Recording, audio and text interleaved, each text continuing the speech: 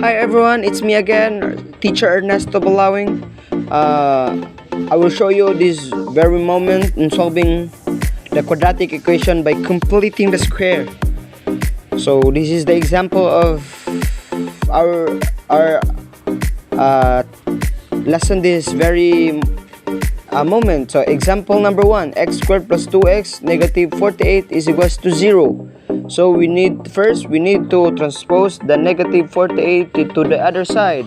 So copy x squared plus 2x is equals to 48. So this term is a blank, so I put 1 because we need to find the value of our, to make it perfect trinomial. So the value of our b, which is 2, because this first term is a and the second term is b and the third term is c, which is our constant. So the value of b, which is 2 over 2 squared, and 2 over 2 is equals to 1. 1 squared is equivalent to 1, so we put 1 here. So any number that can exist in this side, it will be reflect to other side in 1, so we add 1. So if the value of our b is 3, so we can put it 3 here, but since our value of our b is 1, so we put 1 here. So this is now the perfect trinomial. So that can be expressed also, it can be expressed also by square of binomials. So x plus 1 squared is equals to 49. So this why I get the answers of x plus 1. So it come up with, since the square root of x squared is x and the square root of 1 is 1, so we're going to get the square root of the first term, which is x, and the last term we're going to get the square root of the last term, which is 1. So the square root of 1 is equals to 1. That's why I'm come up with the answers of x plus 1. So here, let's proceed. We need to extracting the square root. So okay, extracting the square root and get the square root of the 49, positive and negative. So extracting the square root, cancel out the 2 and extract the square root. So we have x plus 1 is equals to 49. The answers of square root of 49, which is the positive and negative 7, since we have the positive and negative side. So this is our final answer, but this is not the final answer. So we will going to find the value of our x, so which is the first term is x is equals to, we need to transpose the 1 into the other side.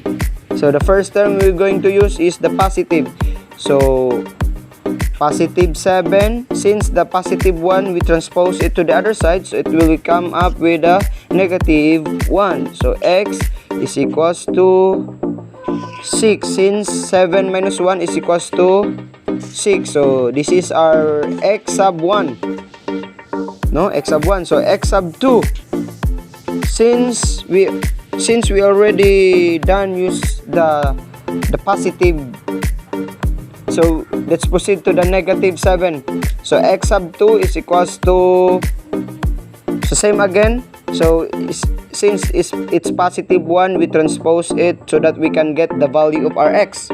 So x negative 7 and negative 1, x sub 2 is equals to negative 8. So this is now our answer, the value of our x sub 1, which is our 6, and the value of our x sub 2 is negative 8. And the second example that I will show you is this.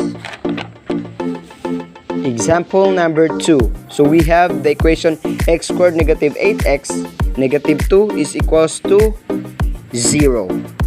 Okay, example number 2. So the same thing that we need to do in the first example. So the constant, we're going to transpose it to the other side. So copy x squared negative 8x is equals to, since the negative 2, it will become positive 2 since it's, and then I will leave blank here because we are going to find again the missing term. So again, what is the formula on finding the last term or the missing term? We have the b over 2 squared. Okay, since our b here is the 8, which is 8, which is the second term, so 8 negative 8 over 2. So substitute the value of b, which is 8, and squared. So negative 4 squared. So negative 4 squared is equals to 16.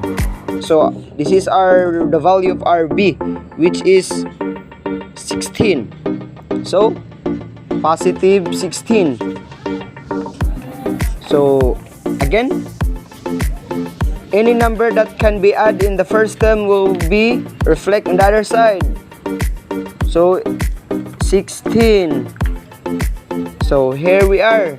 So this is the perfect trinomials. So it can be expressed also in binomials. So we going to make it perfect binomials. So which is, so how to get the perfect binomials of this perfect trinomials? So we get the square root of the first term.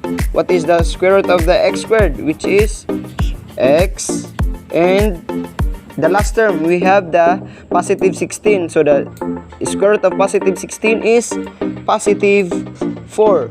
Oh, this is the answer. So 2 plus 16 is equals to 18. So in this point, we are going to extract the square root. So extracting the square root, positive and negative, positive. Okay, so extracting the square root, we have cancel out the power and the radical sign, which is the remaining answer is x plus 4x is equals to, what is the answers of the square root of 18? So we have here, so according to the rules of getting the perfect square of 18, since this is not a perfect square, so you're going to factor out the one terms have a perfect square.